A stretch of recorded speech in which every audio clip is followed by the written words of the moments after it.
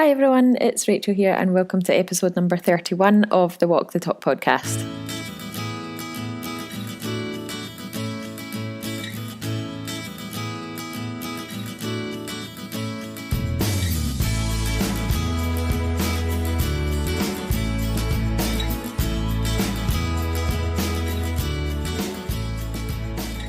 So I think you're going to absolutely love this week's episode of the podcast. I had the pleasure of talking with Tom from the BTN Academy about a topic that I feel quite passionate about, and I think he does as well. I think you'll find that he does as well. And that is how your environment affects your decision to go after a healthy lifestyle or create a lifestyle change or lose weight. So we talk about that, but we also talk about the fact that your cravings may have to do with your genes and your genetic makeup, and various other things. So I really hope you enjoy this episode. It's a great conversation. Sit back, relax, go out for a walk, make yourself a cup of coffee, do whatever you usually do when you listen to podcasts, and enjoy.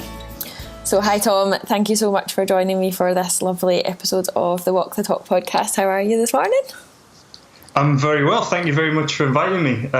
It's always a pleasure to do podcasts with other people. It's quite nice. And be on this side of the interview table. Yeah, I know. I did one last weekend actually with someone else, and it was nice to not be the person that was facilitating for a change. Which podcast was that? It was. Wasn't a podcast. It was like a Instagram live interview with a mental health a mental health company that helps people to sort of overcome mental health problems. So it was nice. It was recorded. Really cool. I should have recorded it actually and put it on a podcast. I might need to think about doing that. Anyway, let's go. Thank you very much for having me anyway. Yeah, no problem. It's a pleasure. It's great to have you.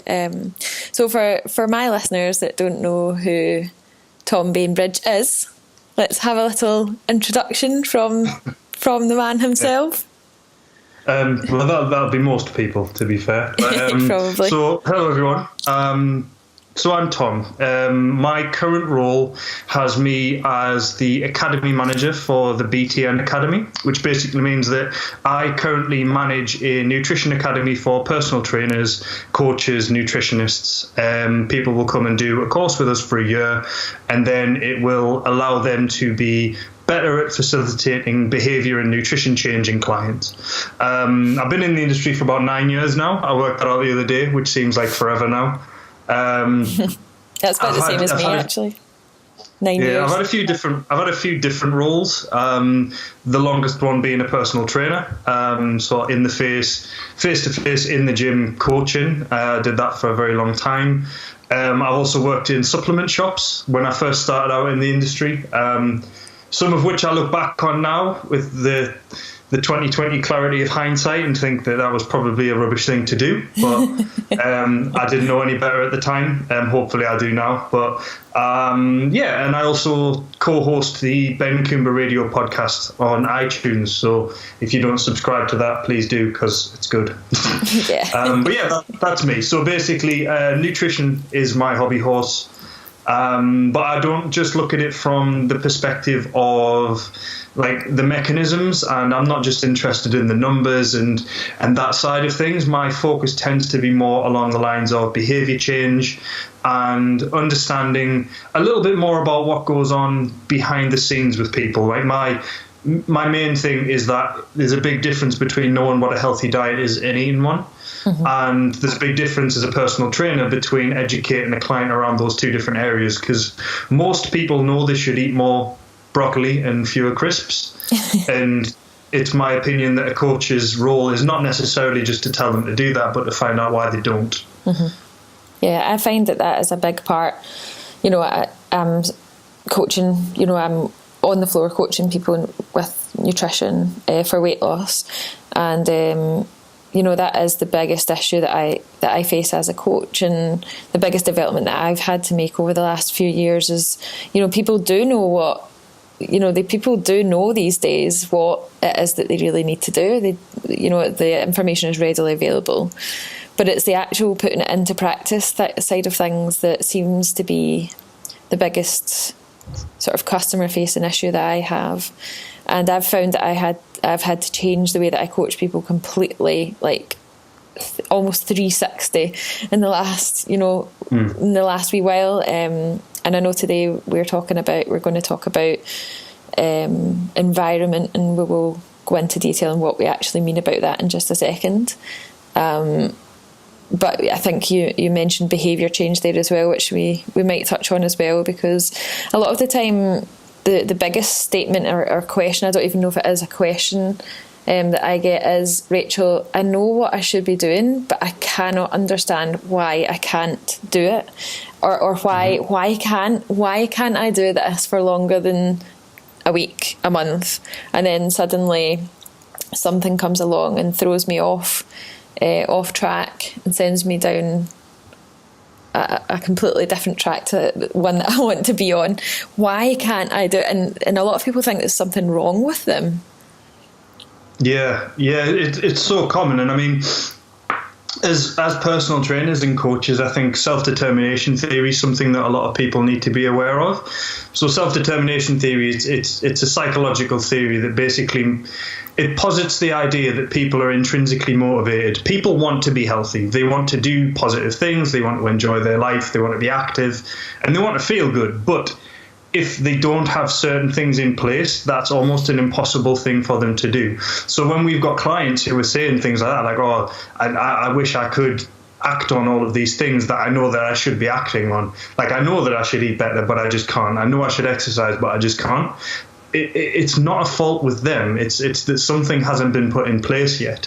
So the three main things are relatedness, competence, and autonomy. And I think competence is the main one that we're kind of going to discuss today, because although people may know technically, yes, look, all you need to do is eat in a calorie deficit. You just need to eat a little bit less, have some more vegetables, a bit more lean protein, stop eating cake all the time, and it'll work. And that's all well and good. But to apply that within an actual real life, it takes a little bit more working out. And for some people, as we'll probably discuss today, it is genuinely a little bit more difficult than others. And until a coach is able to facilitate that ability to apply principles in the real world, the client will never feel competent enough to be motivated to do these things. And I think it's one of the bugbears. I don't want to go off on a rant on your podcast. Oh, that's okay. I quite like a rant. One of the bugbears that I have within the fitness industry is this attitude of just eat less, just do it. It's easy. Like, it's hard for everybody. Just eat less. But yes, it is hard for everybody, but the degree to which it's hard is different for every individual. And just do it is crap advice. I think just telling the truth is useful, and just telling people and putting it how it is, that's only useful insofar as it actually helps people. And I think when it gets to that point, people need more information than that. And so I think that's kind of where we might take the conversation today anyway. Yeah, definitely. And obviously not going to go off on too much of a rant either, but from someone that has lost weight and that has struggled with losing weight in the past, and I can see that on social media and even in the media at the moment, it just seems to be the message that's coming across, or the message that seems to be getting the most shares on social media is, it's not rocket science, just eat in a calorie deficit and just lose weight. Like, it really is that simple. And I suppose when it comes down to principles of science, and I actually had a conversation with someone about this just this morning, yes, you do need to eat less calories than you burn off in order to lose weight. But if it was really that simple, then why do we have such a huge issue with obesity in not only in this country but the world at the moment? If it was simple like that, just eat less and move more. And I know for a fact that it's not, because I struggled, and I see hundreds of people struggling every single day. So coming back to the three things that you mentioned there, so competence being the main one that you think is the big thing. What exactly do you mean by that? So competence is just the belief that you're actually capable to do something. So think back to school. most people in school hated maths. Some people liked it, most people didn't. And the reason that most people hate maths is because they just don't get it. And although you might understand, like, yeah, I just need to do this and this with those numbers and it should spit out the answer, after a few attempts at doing that, when it doesn't work, you just switch off. And that's why most people find maths boring. Now, it's the same principle when it comes to leading a healthy lifestyle. Once you've failed at doing something enough times, you stop being motivated to even try doing it. So that ties into another thing called learned self-helplessness. Mm-hmm. So learned self-helplessness it's another theory that basically posits, as I say, once someone fails at something enough times, they kind of stop trying. And it's not a flaw in them. It's something that happens. It's a natural state that happens within your psychology, and to undo that, you need to start implementing things called small wins. So you need to start actually succeeding at things before you can start feeling competent. And that's where I find that coaches can have the greatest impact. So rather than our message being just eat in a calorie deficit and move more, which, while yes, that would work. Like if someone could do that, they would lose weight. But the point is that they can't. And it's not because they're incapable, it's because they believe they're incapable. And to increase competence, we just kind of need to show them that's the case. And there's a few different things you can do that. One of which is just helping them to structure their environment to be closer to something that actually assists them in achieving their goal. Because if someone finds it really difficult to track their food 7 days a week and eat in a calorie deficit and do all of these things, cool, but could you perhaps do this and this in your environment that would help you? Yeah, I could probably do that. That doesn't sound too much of a challenge. And then once they've done it, that's one thing. They've taken a step, they've made some progress, and they've started to move towards that goal. And from there, they can start building momentum, and they can start thinking, actually, yeah, I can do this. And that's how, in my view, we should be starting to coach behaviour change. Yeah, definitely, 100% agree. So from a client point of view, when we talk about their environment, what exactly are we talking about? Yeah, so right, so basically we've all heard that I struggle with my weight because of my genes. It's a genetic thing and all of that. And there is some truth to that. So the last time I looked at the data, there was roughly 600 genes associated with obesity. So that means that if you've got a certain variation in one or more of these 600 genes, that significantly increases your risk of becoming obese. So that just is what it is. Somewhere between 40 to 70% of someone's chance of becoming obese is genetically determined.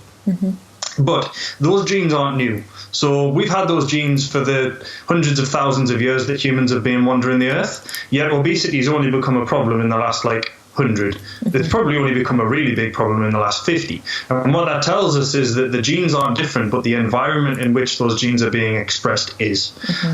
You can also look at China's a big one. So I'm not picking on China for any reason other than I go there quite regularly. Okay. But if you look at China sort of 40, 50 years ago, there were very few overweight people. I mean, hell, when I first started going to China 10 years ago, there were very few overweight people. But in the 10 years that I've been going, there's been a significant difference in the environment in which people live. So there's now 2 McDonald's on one of the streets that I walk down that didn't used to be there before. Every other shop is now some sort of fast food place. And snacking has been almost imported from the US. So snacking wasn't part of the culture, at least in the area that I was. Bear in mind, China's a really big place, and I'm not trying to generalize, but the area that I was going, snacking, you didn't see people snack. Whereas now there's a whole bunch of shops where you can get snacks.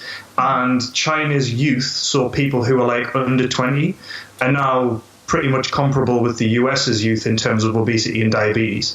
So that change in that environment has caused a measurable change in the obesity rates in the entire country. And so when you talk about environment on a more individual scale, so on a population scale, environment is basically the availability of hyperpalatable foods. So that's foods that are really tasty, that we really like.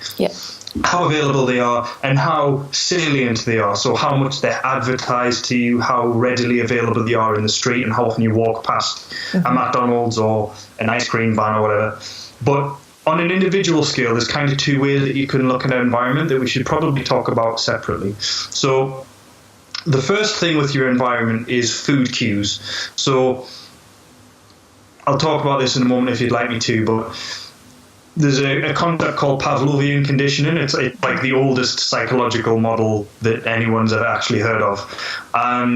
Basically came from this guy called Pavlov, who had some dogs. Everyone's heard of this experiment. He would feed them, but then after a little while, before he fed them, he would ring a bell. And after a certain amount of time, the dogs would start salivating just upon hearing the sound of the bell. So what that means is they'd now associated that cue with something that they inherently, naturally, genetically like, which is food. Mm-hmm. And human beings do something very similar. So human beings like food that is high in fat, high in sugar, high in free glutamate, which is the umami flavor. If you've had like Parmesan cheese and things like that, it's got a really strong umami flavor. Humans really like that. Mm-hmm. We also like foods that are high in starch. And we like all of those for pretty obvious reasons if you think about it. They're foods that are high in calories, provide the nutrients that we require to live. If we didn't like those foods, we probably wouldn't have survived as a species. Yeah.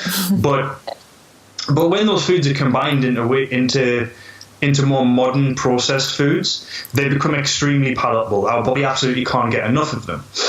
Now, it's not just the eating of food that embodies the whole experience that you have, because food is also associated with the sight of it. Food is usually presented in a way that's quite appealing because people want you to buy it. Food smells really nice as well. You might even associate certain foods with certain things. So people will have a cup of tea and they associate that with biscuits. They might go for a coffee and they associate that with a pastry. So what eventually happens is we start associating the experience of eating with these other things, which means that, say, for example, you start to smell the fresh cookies that have just been baked in the supermarket. If you're a type of person that usually buys cookies, that will create a craving within your brain that is very difficult to resist. Mm-hmm. And so having food in the immediate environment, is immediately available, that is advertised to you, that is part of the food environment. And we can talk a little bit about how that affects outcomes as well. The other part of the environment, though, is these little implicit nudges. So these are things like, for example, if you eat while distracted, you will eat more. Uh-huh. If you eat from a large plate, you will eat more. If you eat from a family bag of crisps, you will eat more. And all of these things, you probably won't even realize that you do it.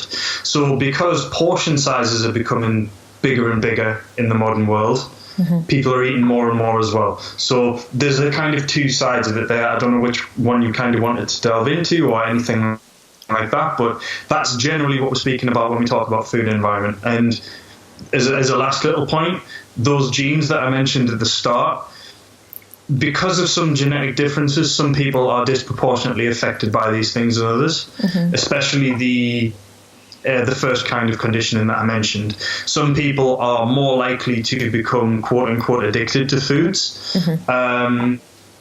It's more closely addicted to eating rather than the foods themselves, but some people are more likely to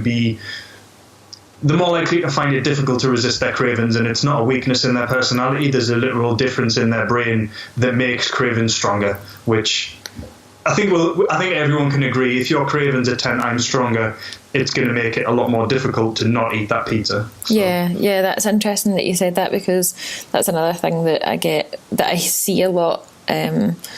Is people, asking me about cravings and not being able to understand, or thinking that like you said, thinking they're weak because they can't seem to get through a craving without, caving into it. And then you've got the afterthought of that, the guilt and all that goes along with it. And, thinking that you're weak is probably not beneficial either, because if you think you're weak, you believe you're weak, and then it makes the cycle even more difficult to break. Definitely. So if someone was listening to this, it sort of can resonate with the first theory that we spoke about, or that you spoke about there, associating something with an eating behaviour. What would be, like, you know, where would be the first place to start with starting to change that behaviour? Do you need to change your environment? So would it need to be as extreme as, you know, if you live somewhere that's really close to, you know, lots of fast food places, would it need to be as extreme as consider moving where you live? Or is there more simple ways of starting to think differently when it comes to, you know, changing the way you react to these environments?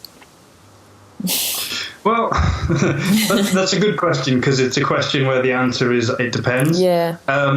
So someone literally moving house to be away from takeaways is not unheard of. I've never recommended someone to do that because I've never had to, but I do know one very successful coach who did have to do that with one of his clients, because the lad lived above 2 takeaways. He was obese to the point that his doctor was saying, like, look, you're going to die. You need to lose weight now. So he literally moved flat so he didn't live above takeaways anymore, because that was something that just became too difficult for him. But fortunately, it's not going to be something that's necessary for most people. Partially because most people, again, there's always going to be exceptions, but most people don't walk to takeaways anymore.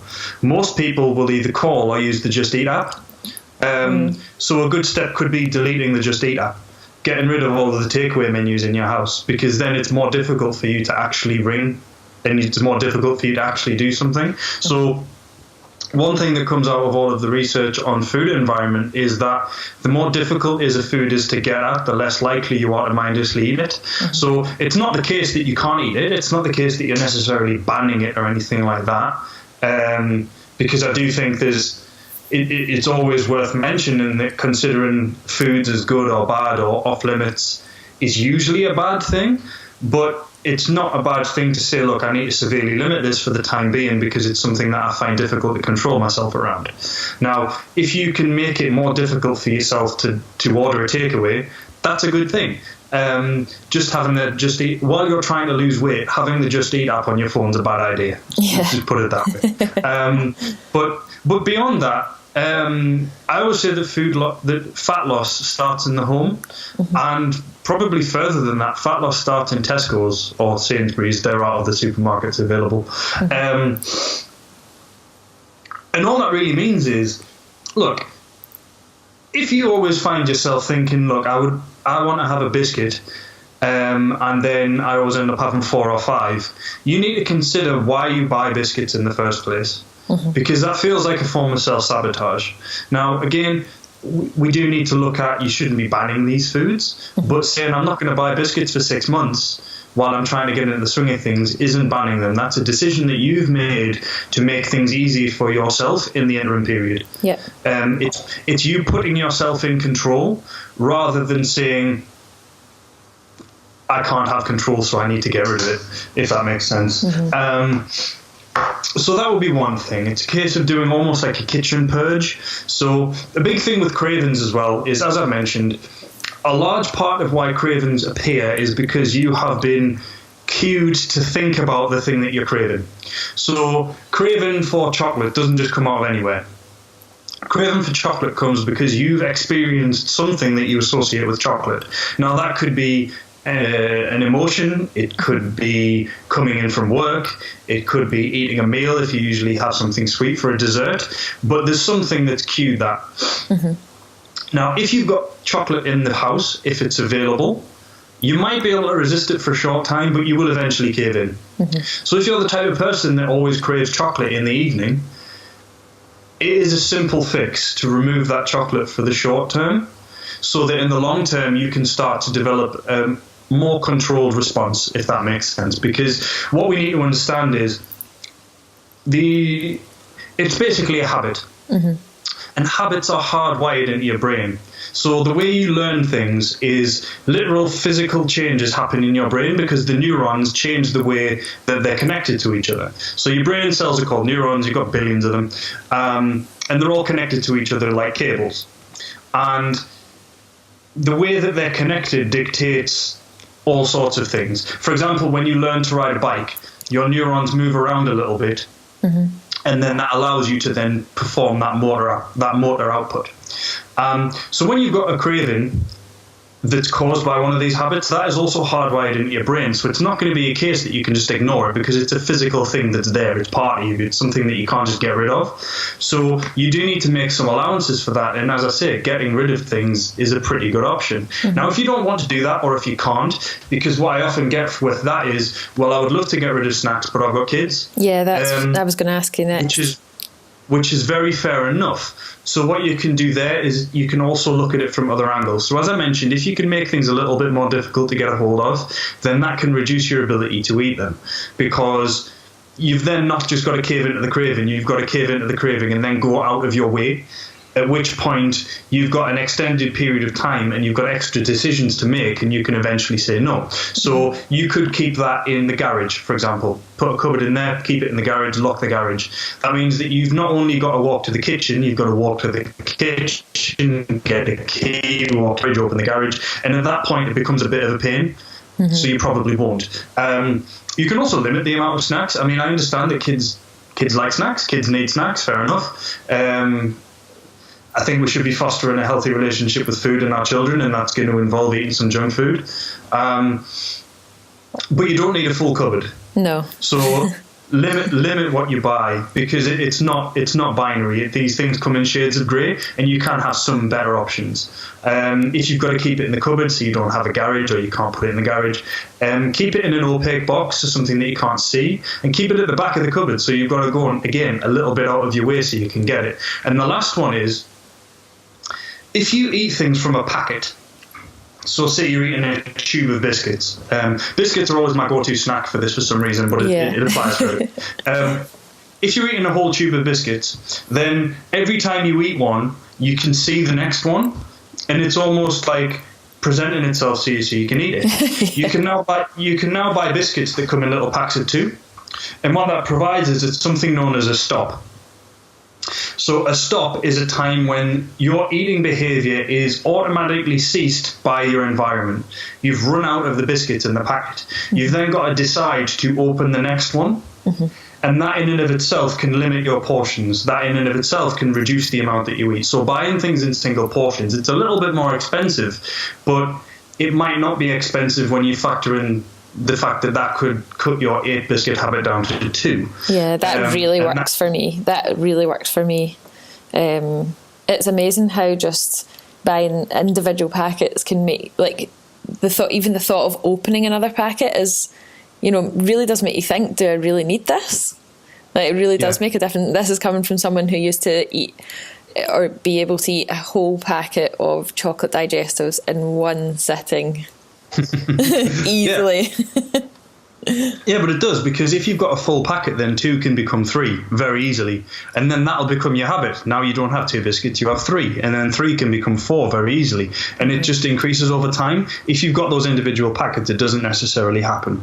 As a final point on that, going off that same principle, if you're eating things out of a big pack, say you've got a family bag of crisps or a family bag of Haribo or anything like that, it's really important to serve that to a bowl or a plate or something, weigh out the portion you want, put the pack away, and then just eat the portion that you decided to eat. Because yet again, if you decide you're going to eat half the pack of Doritos, you definitely won't, because they're just there. So I think a lot of it just comes down to awareness and just understanding your own behaviours.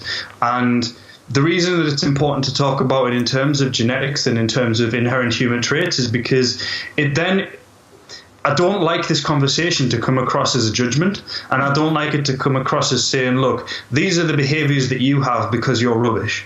It's like, no, these are the behaviours that human beings have because we are human beings and this is what we do. So it's useful to be aware of them, because then you can do something about it, if that makes sense. Yeah, definitely. So let's talk about other practical things that we can do as human beings. Like, I know you mentioned a couple before when you spoke about reducing portion sizes using smaller plates and things like that. That would be a legitimate option for people as well. Yeah, definitely. So what people we often think that we eat enough because we're a certain amount of hungriness. But it's not true. We will eat what's on our plate and we'll eat what's given to us. It's a very rare person that stops halfway through eating. And the limited amount of evidence into this area shows that even if you do stop before you finish your plate, you still ate more than you would have done had you opted for a smaller portion.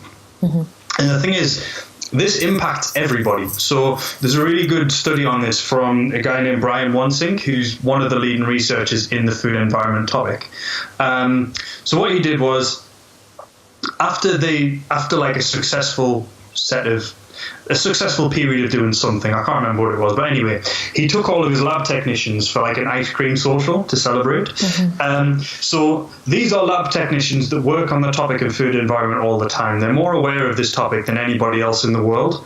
But at this ice cream social, some of them got big plates, some of them got small plates, some of them got big spoons, some of them got small spoons.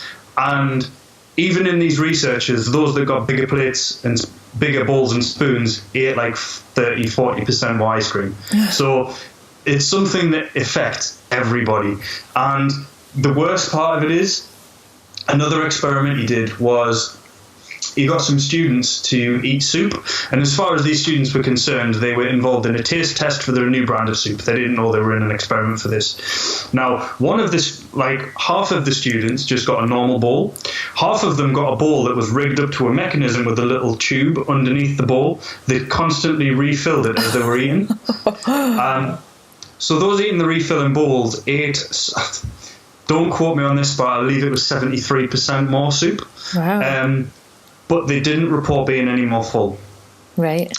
And the reason for that is we will often adjust our expected appetite to the visual cue of amount of food that we've got in front of us.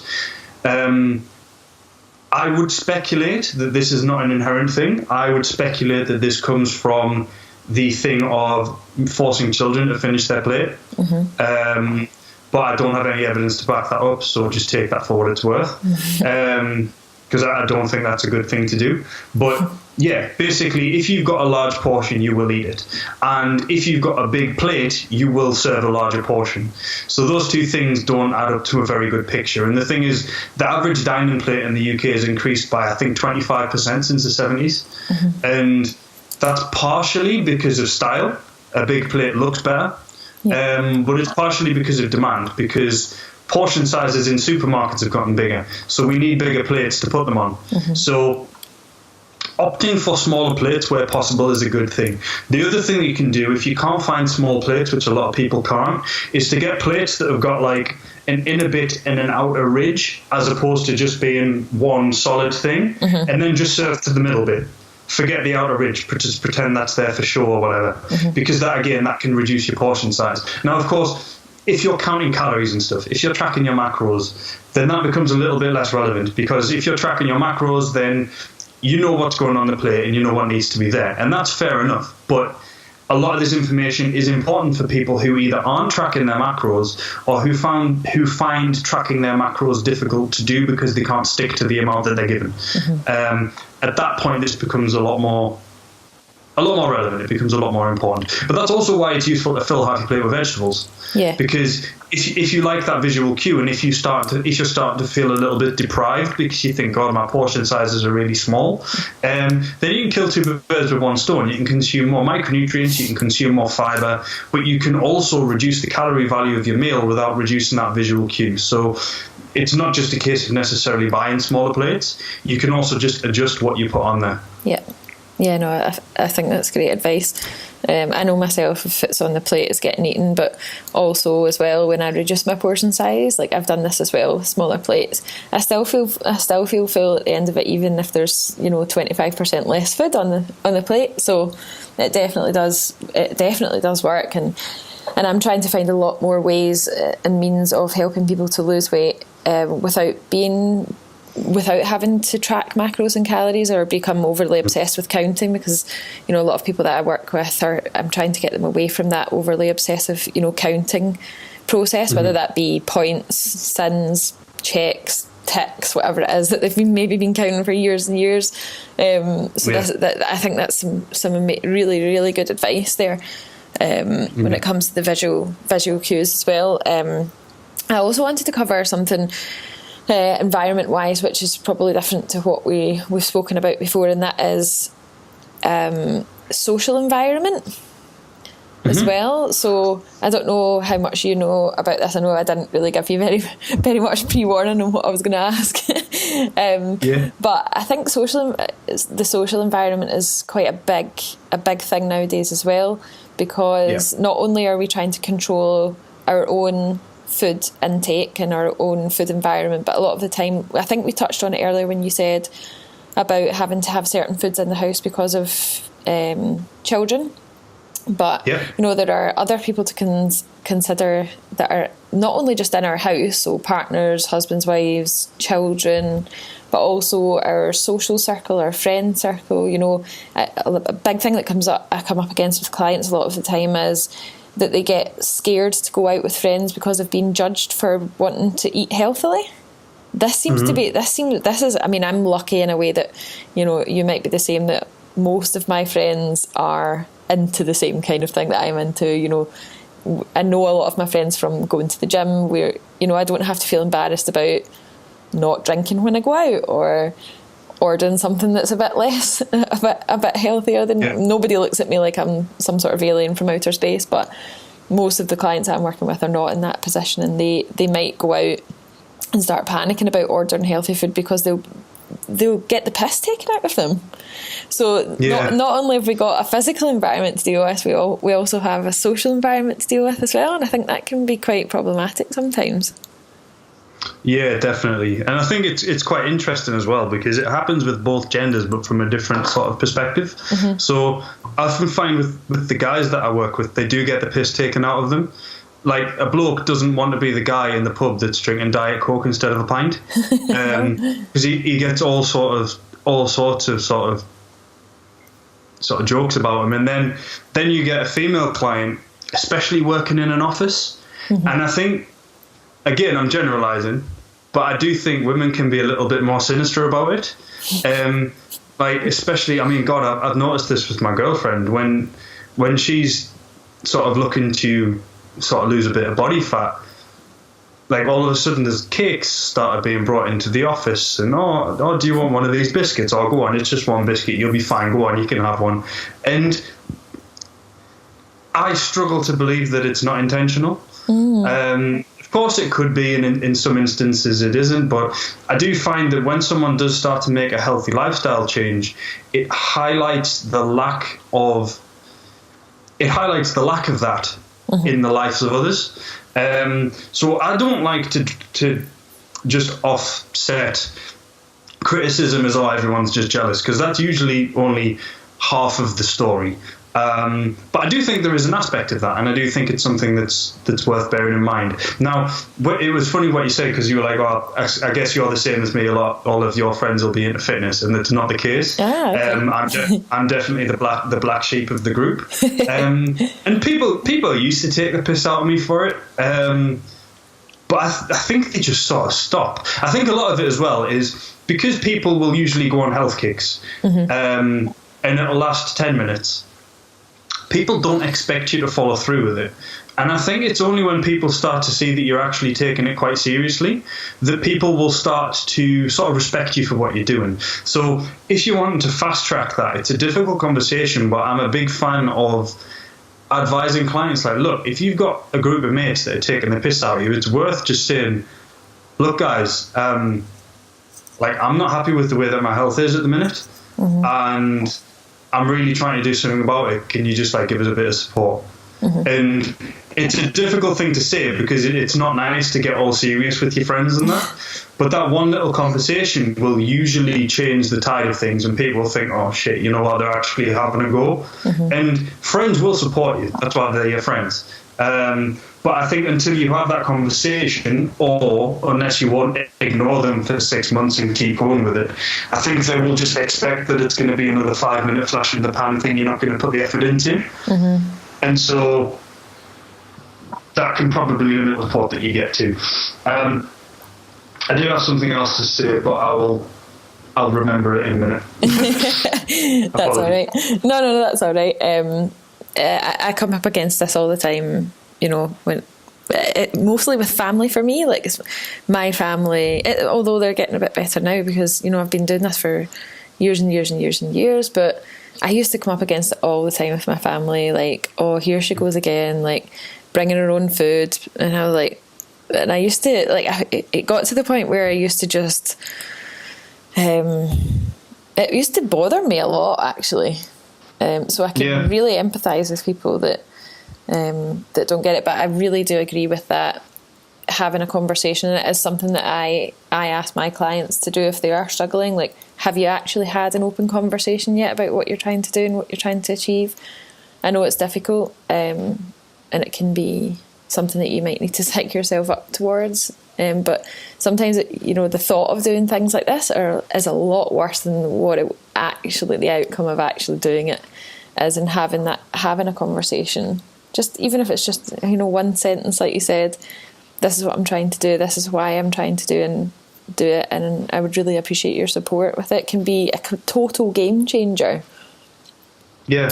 I mean, there is the other side of it as well. I do think sometimes, like, it's not always, I think it's more often what we've just said, but sometimes as well, I do think it's also important to bear in mind balance.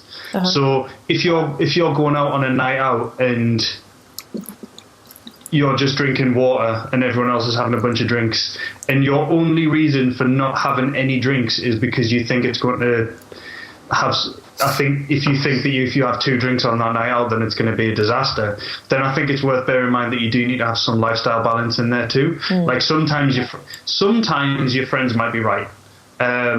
If you're going over your parents' house and they're going to be having, homemade burgers, homemade chips, and some homemade coleslaw, and you're sat there with chicken and broccoli in a Tupperware, and you're not in bodybuilding prep, then they've kind of got a point. Yeah. If you're going around and your parents and your family are going to order a Chinese and you take something slightly healthier, fine. But we do need to bear in mind that there is some semblance of balance there as well.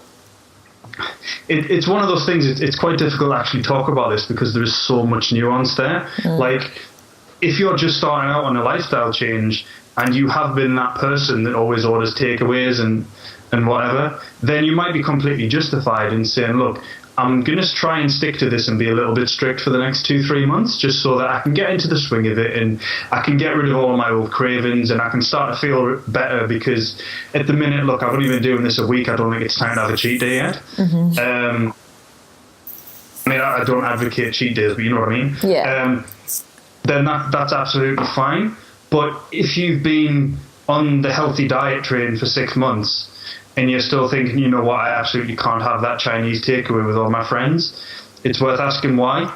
And it's worth remembering that one meal in the course of 6 months is going to make absolutely zero difference.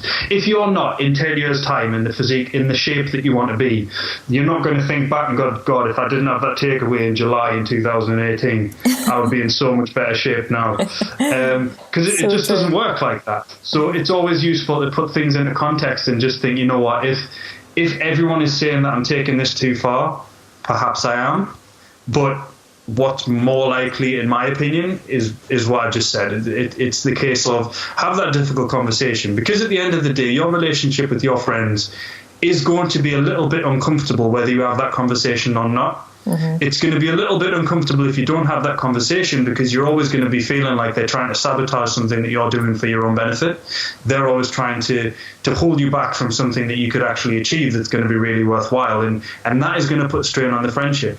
It will put less strain on the friendship to have that one difficult conversation, if indeed it's going to be difficult at all, because I think from what I've seen, a lot of the time it's not. It feels like it's going to be difficult, and then everyone goes, oh, we're just kidding, sorry.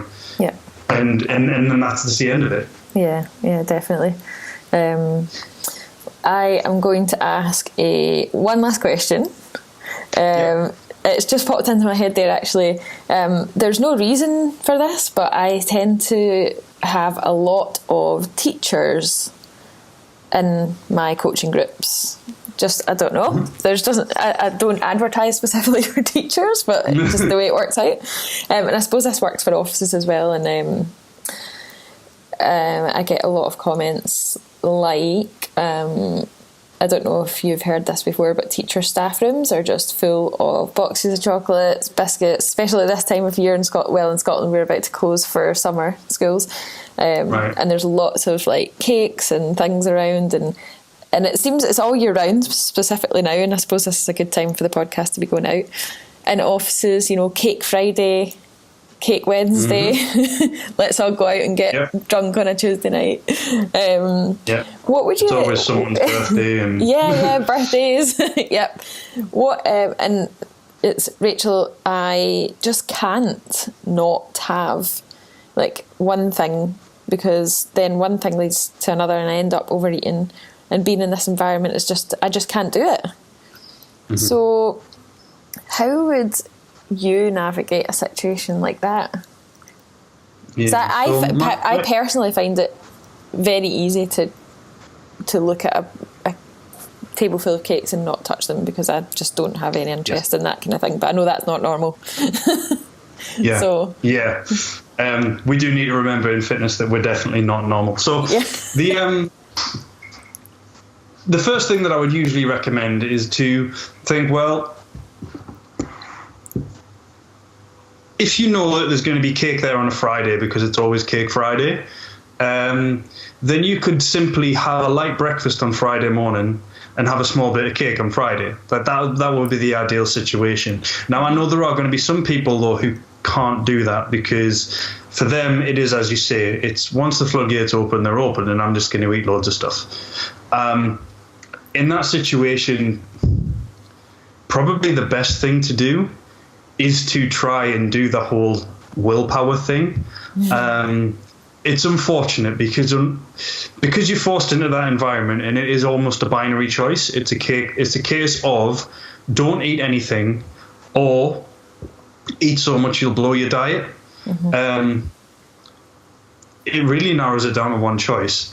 The only thing that is useful that you can put into that though is that it will become a lot easier over time, because just like eating the cake is, not eating the cake becomes a habit. Not just, all you have to do is you have to change the conversation that goes on in your own mind. So the conversation is usually, oh God, I would love a piece of cake, but I can't have one. Instead, change that to, I don't want a piece of cake because I want to have this willpower. I don't want a piece of cake because I'm trying to achieve something. So at that point, it's not the case that you can't have cake. It's not the case that you're not allowed it. You are allowed it, but you're choosing to not have it because you want something else more. So it's a case of sort of reflecting on your own values and just think, look, it's Cake Friday. What would a successful day for me look like on Cake Friday? Well, a successful day would probably be just saying, no, do you know what? I'm not going to have some cake. Why?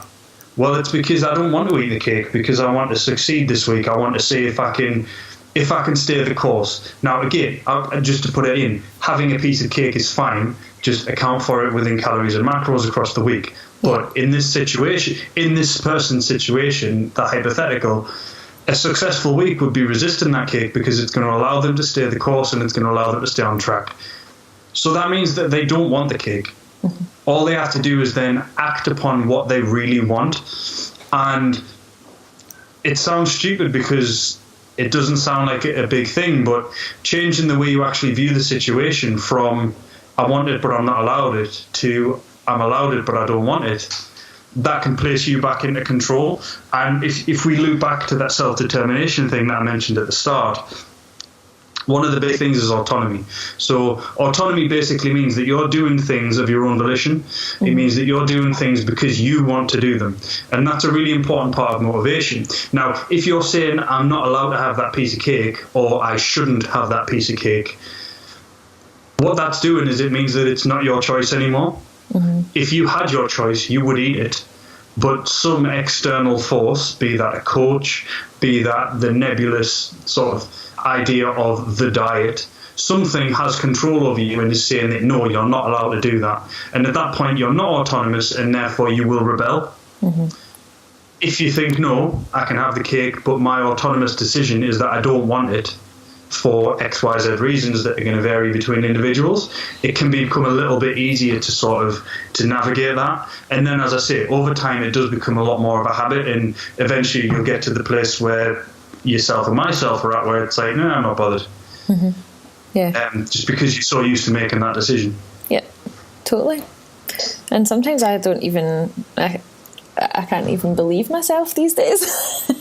It took me a long time to be able to say no to Cake Friday. But yeah, there you go. Yeah, but it does eventually happen. Yeah. It's just one of those things that you kind of got to fake it till you make it. Yeah, definitely. Just before we go, what do you think about, this is just like, I'm just asking you, this is a personal question.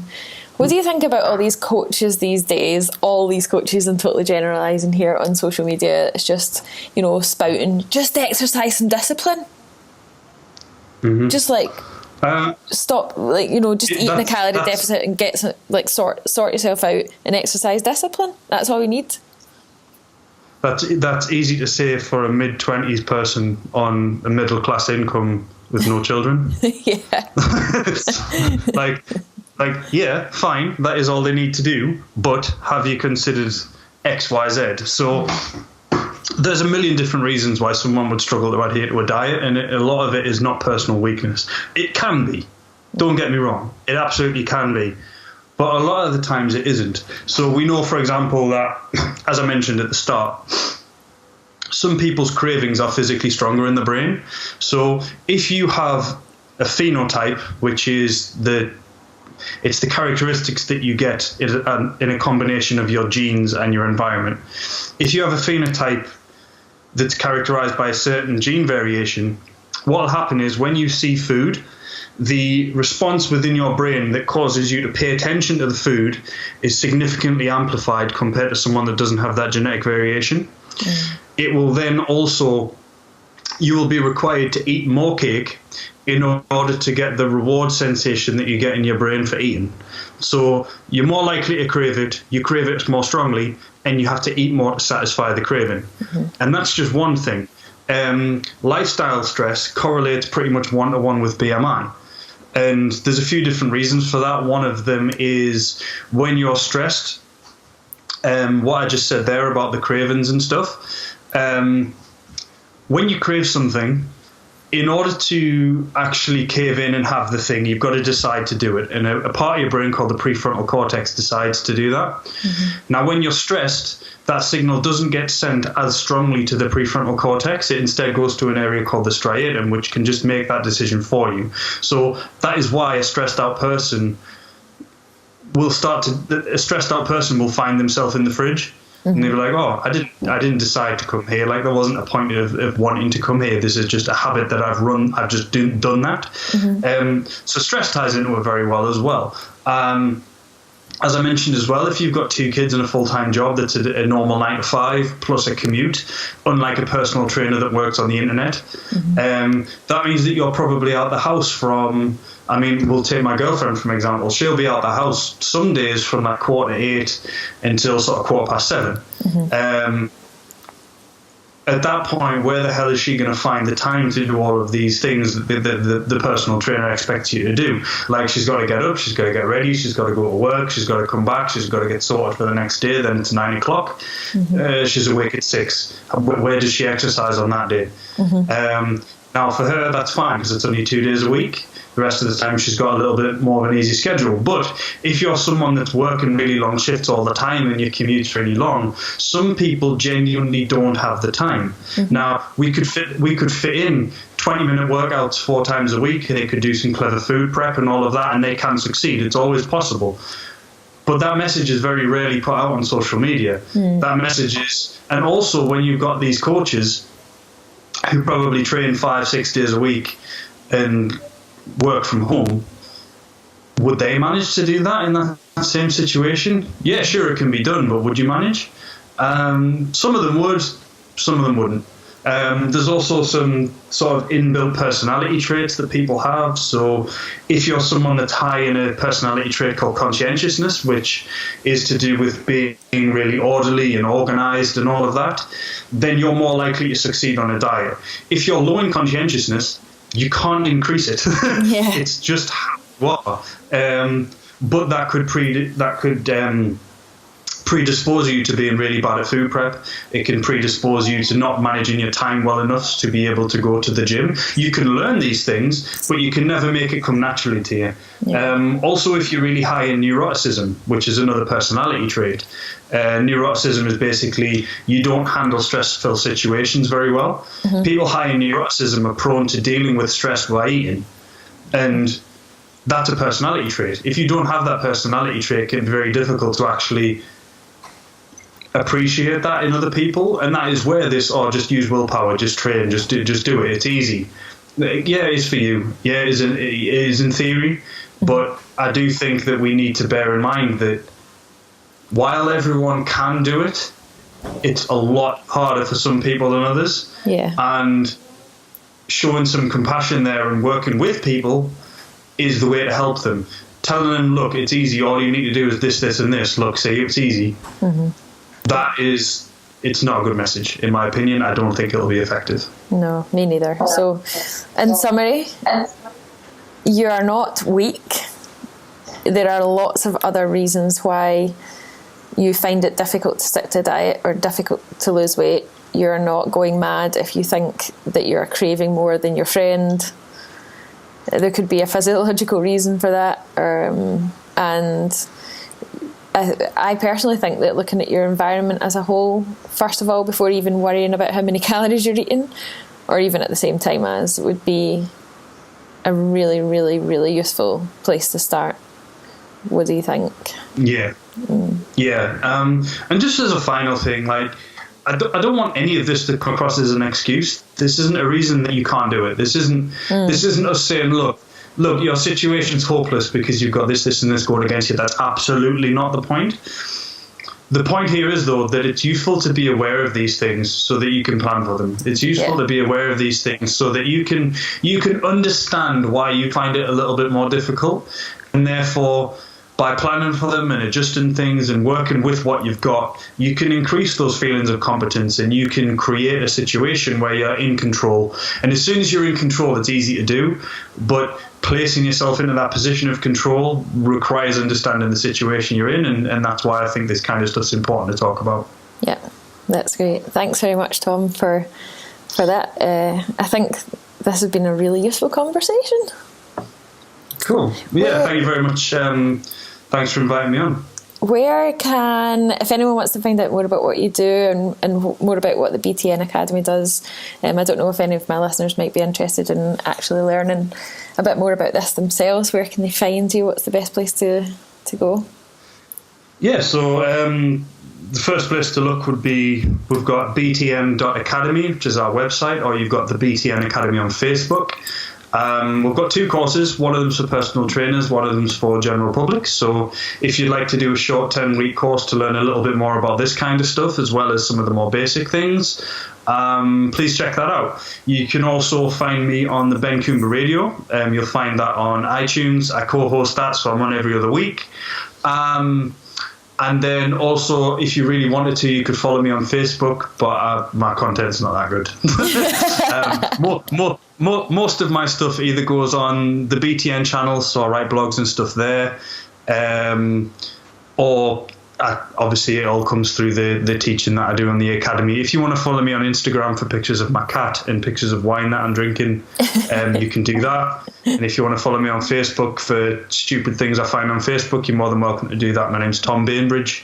My profile picture's me in aviator sunglasses. So. That's great. Thank you so much, Tom. I'll put all the links in the show notes for everything that you've just spoken about, and thank you again for a great conversation. Cool. Thanks for listening, everyone.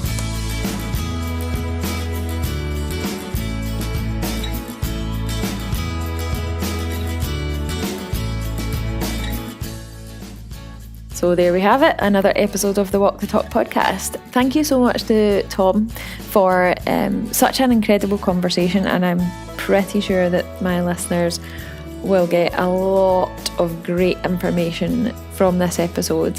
There are loads of actionable tips that you can put into practice straight away, and I will make sure that I link every single one of Tom's Tom's links that he mentioned at the end there in the show notes of the podcast. So if you want to find out more about the BTN Academy and how it could help you or your clients if you're a personal trainer, then go ahead and visit the BTN Academy website. If you'd like to know more about what I do here at Walk the Talk Life, please head on over to www.walkthetalklife.com. There are lots of free downloads that you can get from the homepage of the website. So if you want to start learning how to quit yo-yo dieting, then go ahead and download your freebies from the website. If you would like to get in touch with me in any other way, just pop me an email. It's Rachel, RACHAEL @walkthetalklife.com. I'll be back next week with another episode of the podcast. Until then, take it easy.